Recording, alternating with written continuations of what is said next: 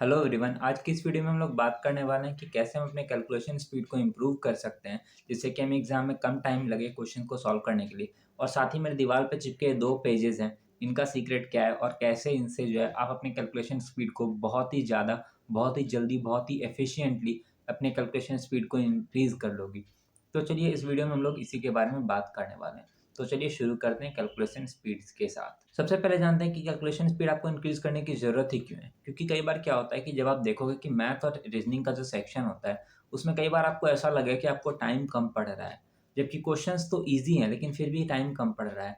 ऐसा क्यों होता है? जबकि आपकी कैलकुलेशन स्पीड थोड़ी स्लो होती है, तो इससे क्या होता है कि आपका मैथ सेक्शन में ज़्यादा टाइम इन्वेस्ट हो जाता है। इससे क्या होता है कि आपको रीज़निंग में कम टाइम मिल पाता है और इससे आपका क्या होता है कि ओवरऑल जो सेक्शन है मैथ और रीज़निंग का, वो खराब हो जाता है।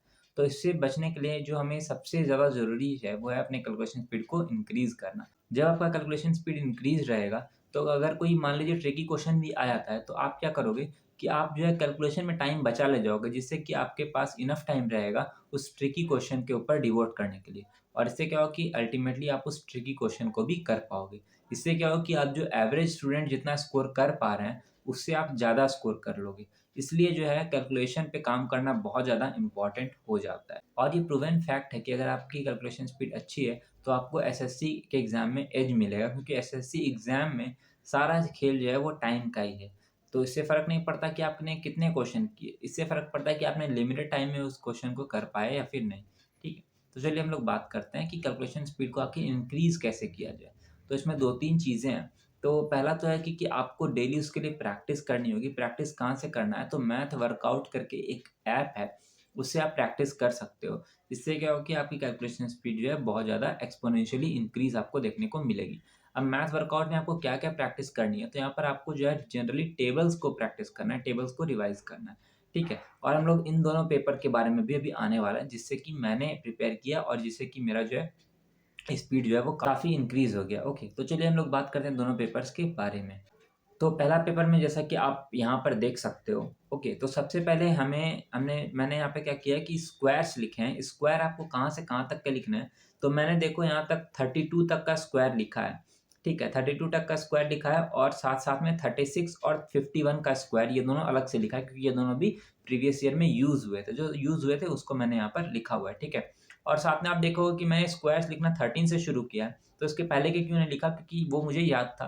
तो चूँकि वो मुझे याद था, तो वो लिखने का कोई सेंस नहीं बनता, जो नहीं याद है उसी को हमें लिखना है ताकि वो याद हो सके, ठीक है?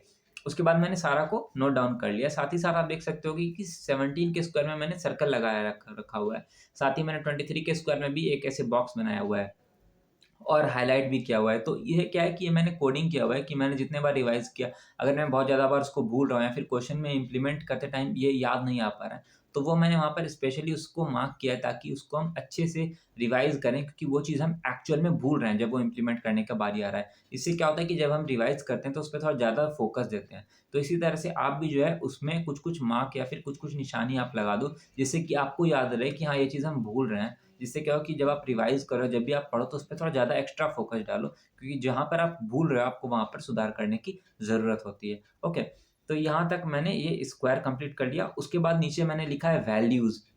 वैल्यूज़ में √2 का वैल्यू, √3 का वैल्यू, √5 का वैल्यू और √10 का, ये चारों का वैल्यूज़ जो है आपको नोट डाउन कर लेना है और इसको याद कर लेना है। ओके, ये भी जो है एग्ज़ाम में फ्रीक्वेंटली यूज़ होते हैं।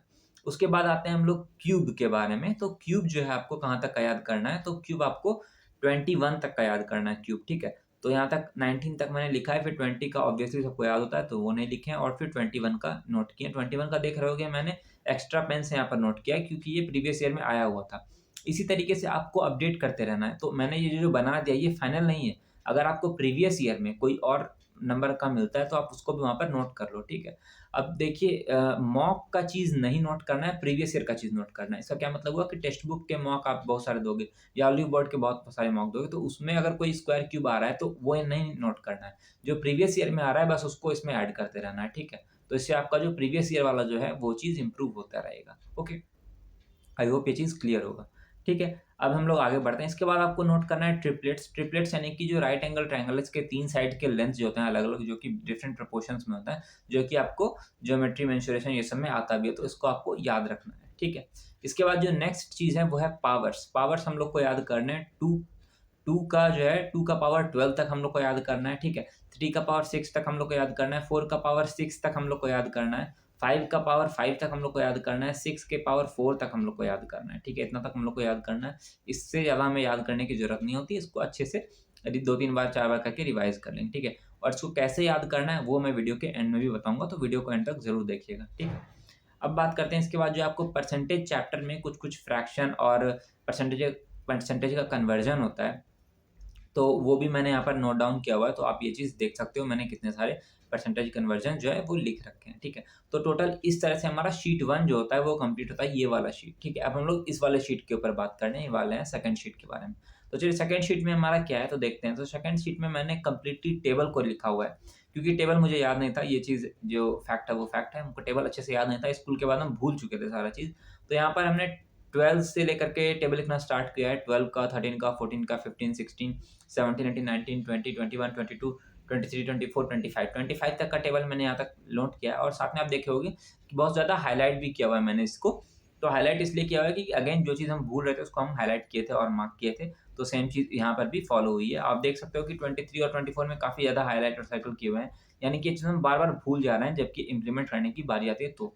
तो वो चीज़ भी यहाँ पर नोटेड है। इससे क्या होता है कि जब भी रिवाइज़ करेंगे तो उसको हम लोग एक बार अच्छे से देख लेंगे, ठीक है? उसके साथ-साथ आप देख रहे हो जब 25 तक तो हम लोग कंप्लीट टेबल याद किए, उसके बाद 26, 27, 28, 29, 30, 31, 32, 33, 34, 35 तक का ये सिर्फ़ हम 1 इंटू 2, 1 इंटू 3 मतलब इंटू 2 इंटू 3 तक हम लोग रखे हैं। क्यों? क्योंकि ये इससे भी कैलकुलेशन बहुत फ़ास्ट होता है। इसका कंप्लीट टेबल याद करने का ज़रूरत एज़ सच हमको नहीं फ़ील हुआ। आप कर सकते हो अगर आपको आपकी कैपेसिटी है, तो मेरी कैपेसिटी उतनी नहीं है। और बहुत ज़्यादा मतलब फिर दिमाग पे भी बर्डन लग जाता है। तो इसलिए 26 इंटू 3 अगर जैसे 78 याद है, तो इससे क्या होता है कि कैलकुलेशन में इतना ही ज़्यादा मतलब काम आता है, तो वो हो जाता है चीज़ें, ठीक है? तो इतनी ज़्यादा दिक्कत नहीं होती। तो ये था शीट 2। अब बात करते हैं कि इसको कैसे रिवाइज़ किया जाए, कैसे याद किया जाए? ठीक है?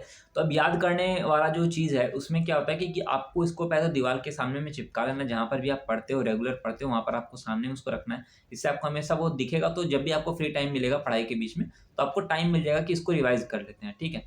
तो इससे क्या होगी कि आपके पास आपको ऐसे बहुत ज़्यादा ढूँढना नहीं पड़ेगा कि रोज़-रोज़ निकाल के देखें, क्योंकि ये रोज़ आपको करने का चीज़ है, ठीक है? क्योंकि आप भूल जाओगे विथ टाइम। उसके बाद क्या करना है कि जब आप इसको पढ़ोगे, तो आपको ज़ोर-ज़ोर से बोल के पढ़ना है। जिस तरह से अगर आप देखो कि छोटे बच्चों को अगर आप नर्सरी, एलकेजी, यूकेजी के बच्चों के क्लास में आके देखोगे तो वो लोग ज़ोर-ज़ोर से बोल के पढ़ते हैं। तो ज़ोर-ज़ोर से बोल के पढ़ने से क्या होता है ना कि हम जो चीज़ बोल रहे होते हैं वो हमें सुनाई भी देता है, और जब हमें वो चीज़ सुनाई देता है तो हमारे सबकॉन्शियस माइंड में वो जल्दी फ़ीड होता है वो चीज़, वो डाटा। तो इसलिए क्योंकि ये तो रटने वाला चीज़ है ना, कोई समझने वाला तो चीज़ है नहीं। तो इसलिए हम इसको ज़ोर-ज़ोर से पढ़ के जितना ज़्यादा ज़ोर-ज़ोर से बोल के पढ़ेंगे, उतना जल्दी वो हमारे सबकॉन्शियस माइंड में सेटल हो जाएगा, ठीक है? और एक बार वो अच्छे से सेटल हो जाएगा तो वो हमारा कैलकुलेशन स्पीड को इम्प्रूव कर देगा। अब इस चीज़ को जब आप सीख लोगे, ये दोनों चीज़ को जब आप पूरी तरह से याद कर लोगे, तो उसको आपको एक्चुअल एग्ज़ाम में भी इम्प्लीमेंट करना है। जब आप एक्चुअल जो मॉक टेस्ट वगैरह लाओगे, तो उस टाइम पे आपको एक्चुअल में वहाँ पर उसको इम्प्लीमेंट करके देखना है। यानी कि अगर आपको कभी कहीं पर आ जाता है 14 इंटू 7 कितना होता है, तो आपको टेबल से याद करने का कोशिश करना है, ठीक है? तो इससे क्या होगा कि आप एक्टिवली रिकॉल करोगे, तो भी आपकी जो रिटेंशन पावर है, वो ज़्यादा हो जाएगी, ठीक है? तो इस तरह से जो है टेबल भी आपको काफ़ी हद तक याद हो जाएगा। अब देखिए बहुत सारी चीज़ें जैसे कि ये रटने वाला पार्ट हुआ, इसमें एक और फैक्टर आता है कि जैसे कि सिर्फ़ ये तो है नहीं, दूसरा भी सब्जेक्ट है। जैसे इंग्लिश में आप देखो कि ब्लैक बुक जो बुक है वोकैब का, उसमें भी बहुत ज़्यादा रटने वाला चीज़ है। अब बहुत ज़्यादा लोगों को, स्टूडेंट को दिक्कत होती है कि उसको कैसे रटा जाए। तो वो मैंने इस वीडियो में बता रखा है, तो आप इस वीडियो को जाकर के ज़रूर चेकआउट कर सकते हो। मैं आपसे मिलता हूँ उसी वीडियो में। Thanks for watching, bye.